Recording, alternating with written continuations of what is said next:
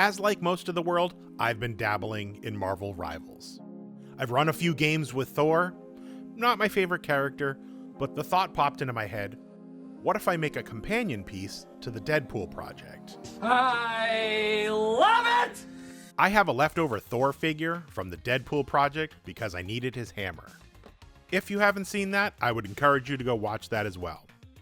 If you haven't seen Deadpool and Wolverine yet, I don't know what you're waiting for, but there's a scene in an alternate timeline where Thor is crying and holding a dying Deadpool, or that's what it seems. I follow Boy Lie Hobby Time, and he's been building a wild imaginary West town. He's been crafting it building by building, and once all pushed together, they make a beautiful, cohesive town, and I thought I might be able to do something similar here. So let's get into this. But first, don't forget to like and subscribe. And if you like what I do, and you want to help my channel grow, come follow me on Ko-fi. I set up a page for donations, but it's not necessary to follow. The link is in the description. For starters, this figure came with a second head. The head that came on the figure had a real mean mug, but the second head had a much more pleasant smiley face, so that's the one I'm going with for this project. This base is going to be pretty simple since I've already done this once before. Well, relatively simple. Are you crying? There's no crying! I forgot how painful and tedious this was, and I almost immediately regret my choices for this project, but I pushed forward and finished cutting the flooring. With my great skills, I was able to chop my pieces exactly to the size I needed them. Things were potentially going to get messy, so I got out my old cutting mat so I don't ruin my good one any more than I already have on the last project. I got out some balsa wood sheets and a dollhouse door that I ordered. You may be asking yourself, why didn't you just build it? Number one, time. And B, I'm not a scale model builder. Yet. So back to the matter at hand. 3 balsa wood sheets is as thick as the space needed for the door. I did some quick marking, measuring, and tapping with my pencil, because as we all know, tapping your pencil means work is about to start. I got out my square and marked up all the wall pieces and scored them with my utility knife. Since I was stacking sheets together, I was going to have to finish off the edges in order for everything to look nice. I marked out the door placement, and keeping it off-center on the wall allowed for more room for Thor since he was a bulky figure with his cape, and that also allowed for me to be able to put some artwork on the wall. This is part of Deadpool's bathroom after all. He's not going to miss out on a chance to hang some great artwork. The utility knife comes back out for round 2 to cut out the door pieces. And apparently, I can't cut straight. That's usually a problem, but thankfully there's some tolerance built into the door frame since there's a pre-attached molding on the actual door. Tip of the day, always use sharp blades. I made this so much harder than it needed to be. I did a quick test fitting and then glued the walls together and let them dry overnight. I got out the additional molding pieces for the door, and off camera I cut some strips of balsa wood, which were going to be the finishing pieces for all the sides of the diorama. I had to attend to one thing before getting into painting.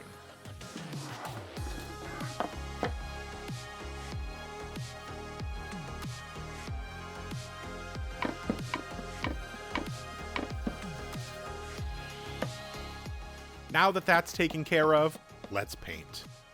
Everything gets a coat of black paint. Pretty simple. What I realized after is I didn't need to paint the base because I didn't take into account that the flooring on the Deadpool project was glued to a subfloor that was then attached to the base. If I didn't do that here, they weren't going to be the same height. I was going to need to make a subfloor for this one too, but before that, let's get some paint on that door and trim pieces. I was going for a basic white door. This will contrast nicely against the awful wallpaper I had chosen for this bathroom.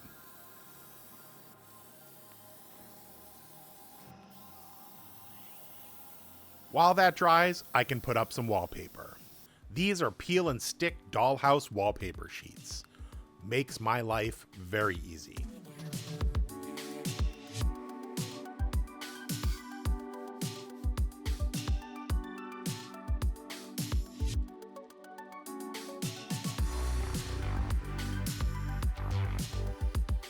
Time for another test fitting, but I was noticing that door sucked up a lot of paint, and it wasn't as punchy and obnoxious as I wanted it to be. I got out some white 2.0 and repainted the whole door. I think I just like making more work for myself sometimes. Once that was dry, I used some clear Gorilla Glue to fix the door in place. But if any glue were to squeeze out, I didn't want it to ruin the wallpaper. Letting that dry overnight, I was able to come back and glue the trim pieces on the wallpapered side.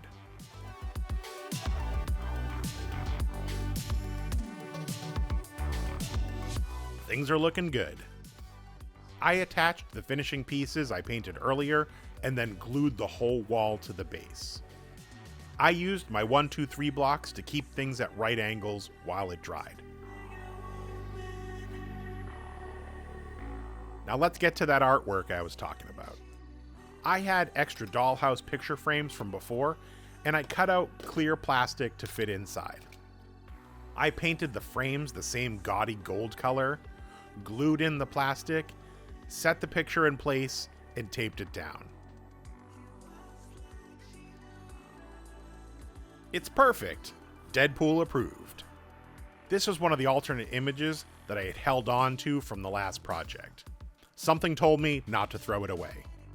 With some tacky glue, I attached the frame to the wall and got to work on the flooring. What I didn't take into account was that the molding for the door frame touches the current base plate, and I would need to cut notches in the subfloor to accommodate. With that squared away, it was time to start laying the flooring. The fun part of this is, 3/4 of the way through, I realized I didn't cut enough stirrers. No! God, please, no! I trimmed off the overhanging pieces and got out the stain. I mixed up a watered-down version of this and applied it liberally across the floor and blotted it with some paper towels. I quickly realized that not all wood stirrers are the same. These were purchased months apart and they accepted the stain very differently. The grain and dark spots were very large and it didn't look great. I applied a second coat of stain to darken the light areas to mitigate that contrast. It helped a little bit once it was completely dry. I applied the burnt sienna ink that I used last time with a sponge brush to try and match the color so when these two pieces were pushed together, they look seamless. That was the intention. As I wiped away the excess, I realized it didn't look good. It looked like a floor for a house that had been abandoned for years. Not happy. I took some rubbing alcohol and paper towel to the whole surface to get off as much ink as I could to try and start over the best I can. I applied another layer of stain and let it sit just a bit longer to darken those light areas to better blend everything together. It actually worked. It's now just a bit darker. I reapplied the burnt sienna ink and I had my flooring. Did it come out completely the way I wanted? No, but I was able to salvage it to a point I was happy with. After a quick test fitting to make sure the door still swings open, I glued the floor to the base. While it was drying, I glued up the rest of the finishing pieces around the edge of the base. There are a few more finishing touches I needed to add. I needed to add baseboard molding that I painted white just like the other project. I also added that to the back side of the piece so there's not just a random white door on black. I also attached the doorknob and then the best piece of the whole thing, this tiny key. It came with door hardware and I needed to make sure it got put in its proper place. Placing Thor was the next piece of the puzzle. I used a clear acrylic rod to cut little foot pegs to keep him in place. I measured and cut them to size before drilling the holes. I had to get out the Deadpool diorama to make sure that Thor was in the right place. My pin vise made the perfect size hole for the peg, and I used UV resin to lock the peg in place. The other part of this project I was dreading was painting more mugs. I could have borrowed a few from the other project, but they were all glued together, and I have far too many of these mugs left over. This time, I only painted 2. This figure came with 2 sets of hands. His action hands were perfect for holding these coffee cups. Before I put them in place, I needed to make sure that they had coffee in them, because he's coming in with a fresh cup of coffee for Deadpool, since all the others are empty in the other diorama. I added a drop of brown paint to each cup, then filled the rest up with UV resin and gave it a stir. See, they fit perfectly. No glue needed. And last but not least, we have all the extras. A light switch, a pair of handcuffs, a roll of toilet paper, and we gotta have the ducks. They really tie the room together. Let's get this up on the turntable.